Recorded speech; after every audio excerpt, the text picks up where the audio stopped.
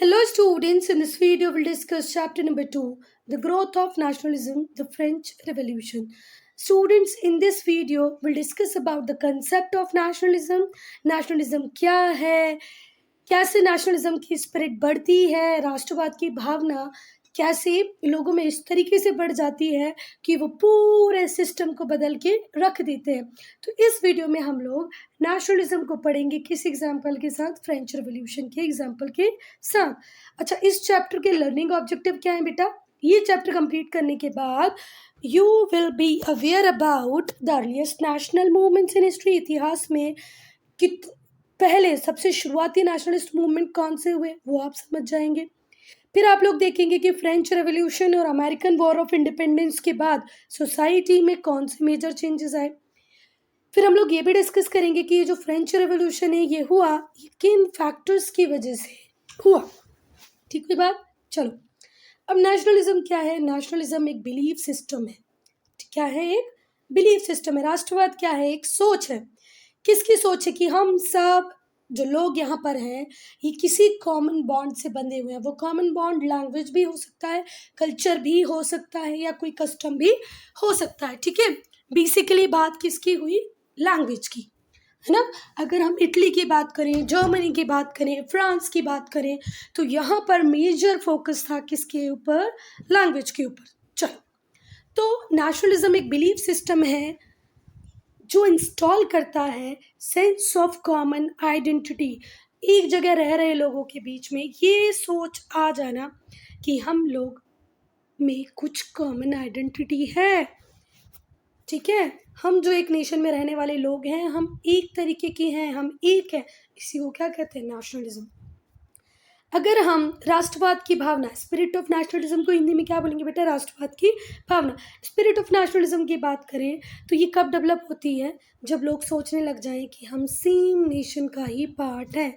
We all are part of the same nation.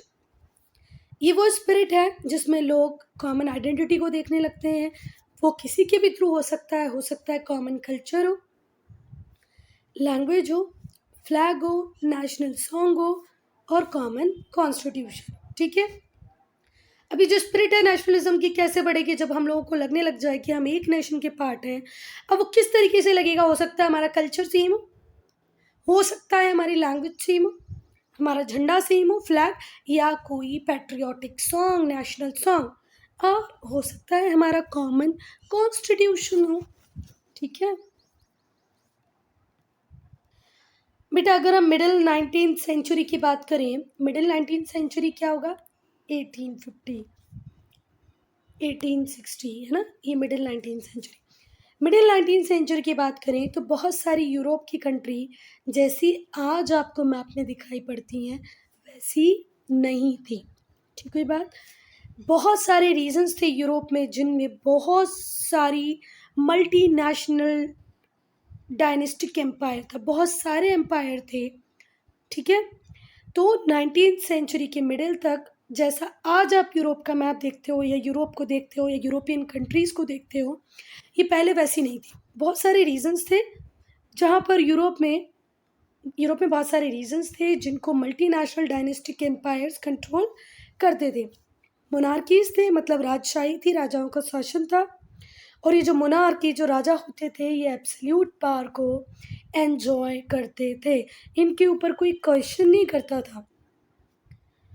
इनके पास power थी और ये एब्सोल्यूट पावर को एंजॉय करते थे और इनकी अथॉरिटी पे कोई क्वेश्चन नहीं कर सकता था। बहुत सारे सोशल, पॉलिटिकल और इकोनॉमिक चेंजेस आए जिन्होंने हेल्प की नेशनलिज्म के आइडिया को डेवलप करने में। क्या है? Various social, political, economic changes आए जिन्होंने नेशनलिज्म के आइडिया को डेवलप किया। और ये जो प्रोसेस थी कि अब हम नेशन स्टेट्स बनाएंगे। नेशन स्टेट्स मतलब एक एरिया में रहने वाले लोगों को ये लगने लग जाए कि हम सब साथ में हैं। तो वो किस वजह से साथ में है?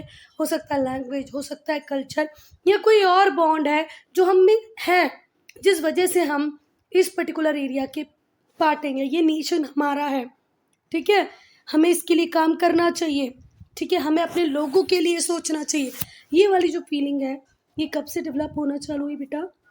1789 जब क्या हुआ? French revolution. 1789 में क्या हुआ? French revolution. और यहीं से नेशन स्टेट्स क्रिएशन की प्रोसेस स्टार्ट हुई।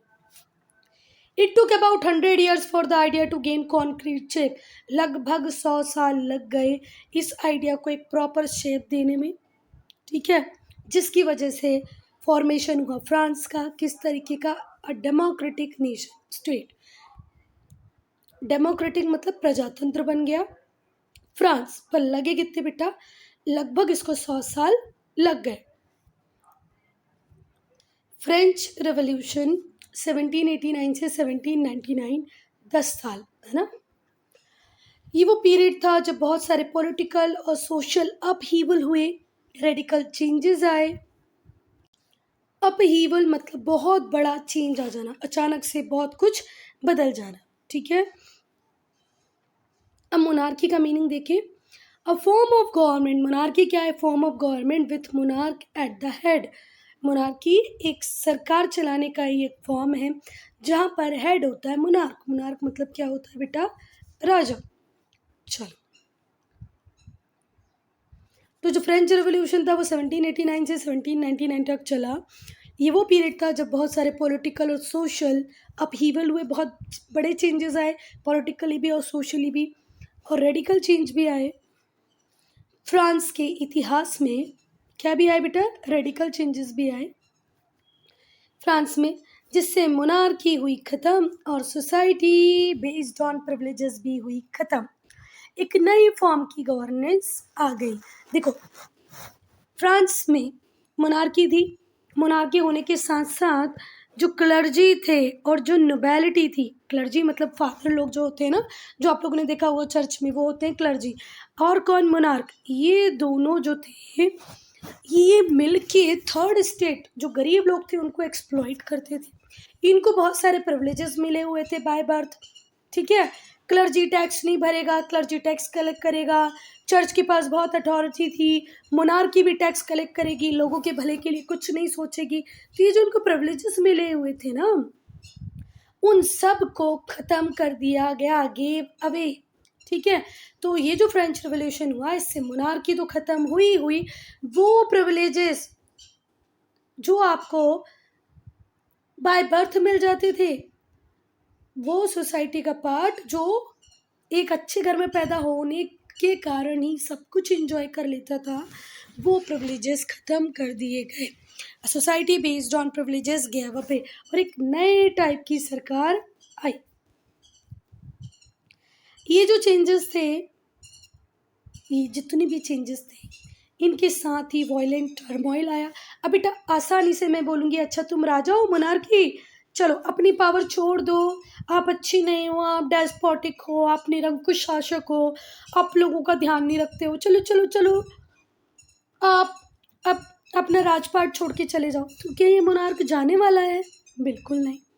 अगर मैं क्लर्जी से बोलूँगी, चर्च के फादर्स से बोलूँगी कि आपने बहुत एंजॉय कर लिया अपना टैक्स कलेक्शन का सिस्टम, लोगों को एक्सप्लॉइट करने का सिस्टम, सर नमस्ते अब आप भी जाओ, तो क्या ये जाने वाले हैं बेटा? अपने प्रिविलेजेस को छोड़ेंगे? नहीं। तो कुछ वॉयलेंट टर्मोइल तो करना ही पड़ेगा, होगा ही, तभी ये अपनी पावर को छोड़ेंगे, ठीक है बात।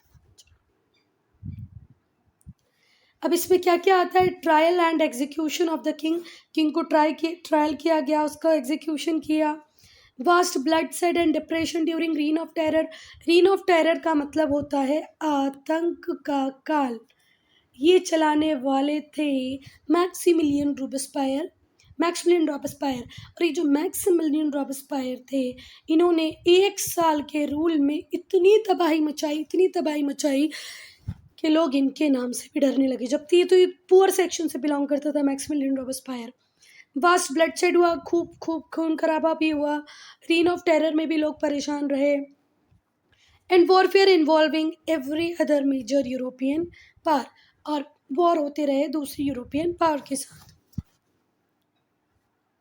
अब ज़रा ध्यान से पढ़ना। अच्छा चलो, पहले हम लोग ये पढ़ें, इसके पहले मैं तुम्हें कॉजेज ऑफ फ्रेंच रेवोल्यूशन ही बताने वाली हूँ, पर इसके पहले एक टेबुलर फॉर्म में एक पूरी समरी दी हुई है, हम उसको देख लेते हैं। क्या है? French revolution. ठीक है, कब हुआ फ्रेंच रेवोल्यूशन? ये डेट बिल्कुल याद रखना, 14 जुलाई 1789। कब हुआ फ्रेंच रेवोल्यूशन? 14 जुलाई 1789। रूलर कौन थे इस टाइम में? लुई 16। कौन है बेटा? Louis 16। Type of government, government किस टाइप की थी? मोनार्की। रीजन क्या थे, किस वजह से फ्रेंच रेवोल्यूशन हुआ? एक्सेसिव टैक्सेशन, बहुत टैक्स लगा देते थे ये लोग पुअर लोगों पे। खुद तो न फर्स्ट और सेकंड क्लर्जी और नोबेलिटी टैक्स नहीं देती थी, सारा टैक्स किससे लिया जाता था? पुअर, थर्ड स्टेट से, जिसमें पुअर लोग भी थे, थोड़े रिच भी थे, एजुकेटेड थे, अनएजुकेटेड भी थे, लैंडलेस लेबर भी थे, तो कुछ बड़े प्लॉट के मालिक भी थे। सोशल डिस्पैरिटी बहुत थी, सोसाइटी बहुत ही अजीब तरीके से डिवाइडेड थी। इकोनॉमिक क्राइसिस, राजा के ऊपर 2 बिलियन लेबर का क्या था? डेट, कर्जा था राजा के ऊपर। तो ये सारी चीज़ों की वजह से हुआ। मेजर इवेंट्स की अगर हम बात करें तो बेस्टाइल का फॉल हुआ 14 जुलाई 1789 में, और नेशनल असेंबली बन गई, वो भी कब बनी? 1789 में। रिजल्ट क्या हुआ फ्रेंच रेवोल्यूशन का? परिणाम क्या हुआ बेटा? फ्रांस एक रिपब्लिक कंट्री बन गया। दूसरा जो आइडिया था लिबर्टी का, इक्वालिटी का, फ्रेटर्निटी का, ये एग्जिस्टेंस में आ गया, और नेपोलियन का राइज हुआ। ठीक है, तो इतने परिणाम या इतना रिजल्ट रहा किसका? फ्रेंच रेवोल्यूशन का। अब हम कॉजेज देखेंगे। Wars and economic crisis. 1774 जब लुई 16 को ताज मिला, क्या मिला? ताज। 1774 में लुई 16 को ताज मिल गया। Ascended the throne he found an empty treasury, और जब उसे ताज मिला, जब वो राजा बना, तो उसे मिला खाली खजाना। द नेशन हैज़ गोड इनटू डीप डेट, बहुत गहरा, बहुत बड़ा कर्जा हो गया फ्रांस के ऊपर। और कहाँ से हुआ, कैसे हुआ ये कर्जा, वो अब हम देखेंगे। स्टूडेंट्स, ये जो लुई 14 यहाँ पर लिखा हुआ है, तो Louis 14 great great great grandfather हैं लुई 16 के। ठीक हुई बात? तो मुझे ऐसे लगता है यहाँ पर शायद मिसप्रिंट हो गया होगा। ठीक है, एक बार टीचर से और कंसल्ट कर लें आप लोग, क्योंकि लुई 16 ने हेल्प किया है अमेरिका की 13 कॉलोनीज को ब्रिटेन से इंडिपेंडेंस लेने में। ठीक है, लुई 14 ने नहीं किया है। तो एक बार मैम से कंसल्ट कर लेना, मैम यहाँ लुई 14 आएगा कि लुई 16? लुई 14 और लुई 16 में क्या रिलेशन है? लुई 16 के ग्रेट ग्रेट ग्रेट ग्रैंडफादर हैं कौन? लुई 14। ठीक हुई बात? और जो अमेरिका की 13 कॉलोनीज थी, उनको तो आज़ाद किसने करवाया बेटा? लुई 16 ने हेल्प की अमेरिका की कॉलोनीज की ब्रिटिश के, इंग्लैंड के अगेंस्ट में लड़कर आज़ादी लेने में। ठीक है, अमेरिका में बेटा 13 कॉलोनीज थी, किसकी थी? ब्रिटेन की, है ना? तो ब्रिटेन उनके ऊपर रूल करा था अमेरिका की कॉलोनीज पे, तो उन कॉलोनीज को हेल्प किया लुई 16 ने, नॉट लुई 14। किसने? लुई 16 ने। और लुई 16 की हेल्प से, खुद उनके कुछ प्रयासों से, मतलब उन्होंने जो भी किया है ना, एक बॉस्टन टी पार्टी करके इवेंट है, उन लोगों ने भी लड़ाई की बेटा, जैसे हमने इंडिपेंडेंस की लड़ाई की, उन्होंने भी, अमेरिका ने भी लड़ाई की, और फाइनली वो आज़ाद हो गए, किससे? ब्रिटेन से। तो 13 कॉलोनीज को लुई 16 ने हेल्प किया है, नॉट लुई 14। तो एक बार टीचर से कंसल्ट करना। The war added more than $1 billion livres, पर ये जो वॉर चल रहे थे, इससे 1 बिलियन लीवर डेट में और जुड़ गया, और अब टोटल डेट का अमाउंट हो गया 2 बिलियन लेवर्स। अभी लेवर्स क्या होता है बेटा? लेवरे या लेवर, ये है फ्रांस की करेंसी, अभी की नहीं है।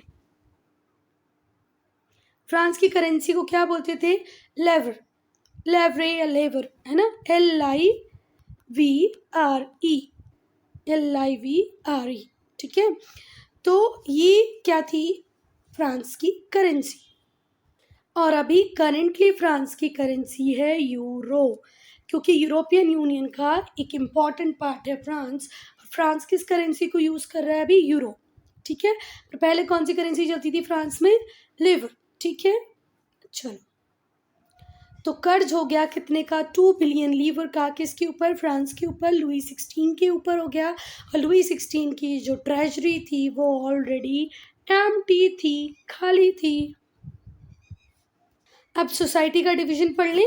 अगर मैम क्वेश्चन पूछती है write down the division of society in France और how society is divided into France, तो यही फ्लो चार्ट आप बना के आएंगे, 3 मार्क पूरे मिलेंगे आपको। एम्परर, राजा, first state, second estate and third state. First state, second state, third state. First state था clergyman and church father. Second state में आते थे landlords, aristocrats, man of noble birth, aristocrats, landlords, ये सब सेकेंड स्टेट का part है। First state में आएगा क्लर्जी और clergy man and church father. Third state में आएगा कॉमन मासेस। ठीक है। अब जो फर्स्ट स्टेट के लोग थे उनके ऊपर कोई टैक्सेस नहीं लगता था, पर सारे प्रिविलेज उनको मिलते थे, सारी छूट इन्हीं को मिलेगी, पर इनसे कोई टैक्स नहीं लिया जाएगा। और ये माइनॉरिटी ग्रुप थे, मतलब इनका जो नंबर था बहुत कम था। ये जो क्लास थी इसके ये भी टैक्स नहीं देती थी। ठीक है। This class also shared most of the privileges, और इन्हें भी बहुत सारे प्रिविलेजेस मिलते थे, जैसे कि टैक्स नहीं देने की छूट, ये प्रिविलेज इन्हें मिलता था। थर्ड स्टेट की बात करूं तो ये पावर्टी में रह रहा है, मिजरी में रह रहा है, बहुत ही गरीबी वाली स्थिति में रह रहा है, पर सारे टैक्स पे कर रहा है, तो ये भी क्या है, मेजॉरिटी ग्रुप। तो first state, second state minority group है, इनकी पॉपुलेशन बहुत कम है। थर्ड स्टेट मेजॉरिटी ग्रुप है जिसकी पॉपुलेशन बहुत ज़्यादा है। Social diversity and excessive taxation. French revolution के पहले जो कॉमन लोग थे वो बहुत चीख रहे थे, चिल्ला रहे थे, दर्द में थे। किस दर्द में थे, बर्डन ऑफ हैवी टैक्सेस, उनके ऊपर बहुत टैक्स लगाए जाते थे। ये जो वर्ड है ग्रॉनिंग, इसका मीनिंग होता है, इसका एग्जैक्ट मीनिंग होता है बेटा करहाना। जैसे किसी की तबीयत खराब होती होगी तो आपने सुना होगा ना, वैसे करता दुख रहा है सर, पैर, हाथ, तबीयत खराब में जो हम लोगों के मुंह से आवाज़ निकलती है उसको हम करहाना बोलते हैं। तो इतना टैक्स उनके ऊपर लगता था कि वो बेचारे दुखी रहते थे। ये जो सिस्टम था टैक्सेशन का वो बहुत ही अनजस्ट था, अनरीजनेबल था, अनजस्ट था, अनरीजनेबल था। ठीक है। जो अपर क्लासेस थी उन्हें हम बोलते थे फर्स्ट स्टेट, जिसमें नोबल्स आते थे। नहीं, first state and second state अगर यहाँ लिखा होता तो ये सही होता है। फर्स्ट स्टेट में आते हैं बेटा चर्च के फादर, ठीक है, और नोबेलिटी, नोबल्स आते हैं सेकंड स्टेट में। देखो यहाँ पर हमने यही पढ़ा ना, फर्स्ट स्टेट में आते हैं क्लर्जीमैन, चर्च फादर, और सेकंड स्टेट में आते हैं नोबल। ठीक है। वो कुछ मिसप्रिंट हो गया होगा। फर्स्ट स्टेट में कौन आएंगे, सिर्फ church father, clergyman. Second state में आते हैं नोबल्स, इन्हीं को क्या कहते थे, अपर क्लास। इन्हें कोई टैक्स नहीं देना पड़ता था। डू रिमेंबर, यहाँ पर कुछ गलती है, इसको एज इट इज़ लर्न नहीं करोगे। जो अपर क्लास है उसे फर्स्ट स्टेट कहते हैं, पर फर्स्ट स्टेट में आने वाले लोग सिर्फ चर्च फादर और क्लर्जीमैन होते हैं, नोबल्स नहीं होते। नोबल्स किस में आते हैं, सेकंड स्टेट में। चलो छोड़ दो इसको, अगर हम छोड़ दें तो बात जो याद रखने की वो ये है कि फर्स्ट स्टेट, सेकंड स्टेट के लोगों को टैक्स नहीं देना पड़ता था, पूरा के पूरा टैक्स देना पड़ता था थर्ड स्टेट को, जिसमें कॉमन मास थी, जहाँ पर जो जीवन था बहुत ही दुखी था, भूख थी, मिजरी थी, ह्यूमिलिएशन था, इनको कोई रिस्पेक्ट नहीं करता था। ये लोग स्टारवेशन से परेशान थे, मिजरी से परेशान थे, दुखी थे, दयनीय स्थिति में थे, पर टैक्स इन्हें देना पड़ता था। न्यू वर्ड्स में हम लोग पहले देखेंगे लेवर। लेवर करेंसी थी फ्रांस की, मॉडर्न नहीं, पहले की, अभी तो यूरो चलता। फर्स्ट स्टेट क्या है, इसमें क्लर्जीमैन आएंगे और चर्च के फादर आएंगे। देखो मैंने अभी बताया ना वहाँ ऊपर, ये थोड़ी सी प्रॉब्लम है वहाँ पर बुक में। Who were custodian of religion and concise of man, जिनके ऊपर धर्म की जिम्मेदारी थी। ठीक है। बहुत ही पूजनीय, वेनिरेटेड लोग थे। सेकेंड स्टेट में आते हैं landlords, man of noble birth and aristocrats. Nobility second state में आती है, अभी मैंने करेक्शन करवाया आपको, landlord, man of noble birth और aristocrat second state. Third state में पूरी मेजोरिटी आती है कॉमन मासेस, जिसमें लैंडलेस पीजेंट्स भी हैं, पेटी पीजेंट्स भी हैं, प्रोपराइटर्स भी हैं, डॉक्टर्स भी हैं, इंजीनियर्स भी हैं। जो खर्चे थे गवर्नमेंट के वो हमेशा बढ़ते जा रहे थे। देखो तुम्हारे ऊपर, फ्रांस के ऊपर 2 बिलियन लीवर का तो पहले ही डेट है, और आपके एक्सपेंडिचर और कंटिन्यूसली बढ़ते जा रहे हैं। क्यों बढ़ते जा रहे हैं बेटा? क्योंकि आप यूजलेस वॉर कर रहे हैं। फ्रांस हर कहीं हर किसी से वॉर कर रहा है। अब देखो, कॉलोनी थी अमेरिका में, थी ब्रिटेन की, फ्रांस का क्या लेना देना? क्यों वो उसको आज़ाद कराने गया और अपनी कंट्री के लोगों को मिसरी दी? पर फ्रांस तो ऐसा ही था। And extravagance of rulers, rulers की फिजूल खर्ची, रूलर्स के यूजलेस वॉर सरकार के एक्सपेंडिचर को और बढ़ा रहे थे। डिमांड पैसे की बढ़ती जा रही थी, बढ़ती जा रही थी, बढ़ती जा रही थी। तो राजा जो था वो कॉमन पीपल पे टैक्सेस थोपता जा रहा था, थोपता जा रहा था, थोपता ही जा रहा था। Fresh tax for imposed on the common people again and again. Rise of middle class. अब जो इंडस्ट्रियल रेवोल्यूशन आया तो एक नई मिडिल क्लास आ गई। ये वो क्लास थी जिसमें बिजनेसमैन भी थे बेटा, ट्रेडर भी थे, बैंकर्स थे, मैन्युफैक्चरर्स थे, स्कॉलर्स थे। तो ये जो मिडिल क्लास थी ये लीडर बनी रेवोल्यूशन, क्योंकि एजुकेटेड भी थी, इसके पास हार्ड अर्न्ड मनी भी थी, इसकी खुद की बिना किसी प्रिविलेज के कमाया हुआ पैसा। ये बात करते थे लिबर्टी, इक्वालिटी, फ्रेटर्निटी की, समानता हो, बंधुत्व का भाव हो, हम सब फ्री हों। अब ये चाहते थे कि ये जो फ्यूडलिज्म चल रहा है, फ्यूडल सिस्टम है फ्रांस में, वो खत्म हो जाए। ठीक है, इन लोगों का मानना था मिडिल क्लास का कि जब तक ये फ्यूडल सिस्टम सोसाइटी में रहेगा तब तक फ्रांस को कभी भी प्रॉस्पेरिटी नहीं मिलेगी, समृद्धता नहीं मिलेगी, प्लांटी नहीं मिलेगी।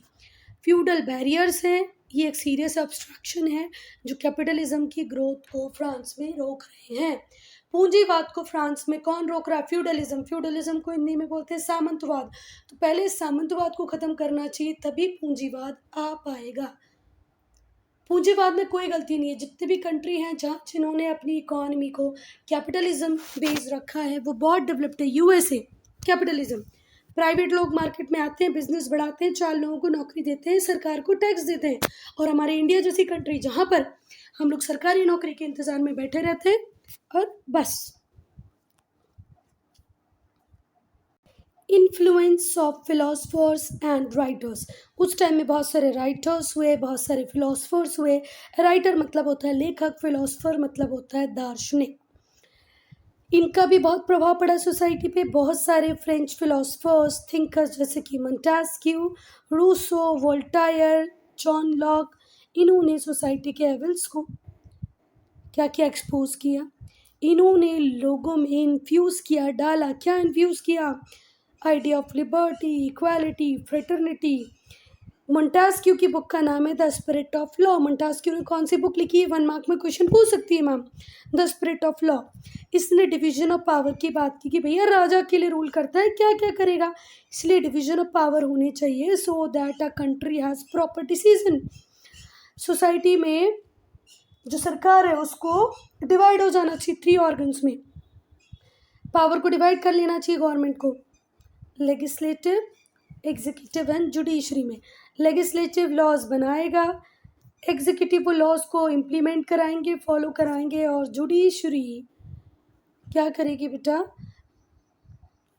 देखेगी कि रूल सही बन रहे हैं कि नहीं, फॉलो कर रहे हैं कि नहीं, लोग जो फॉलो नहीं कर रहे हैं उन्हें किस तरीके से हम लोग पनिशमेंट दे सकते हैं। ये सारा काम किसका हुआ? जुडिशरी का।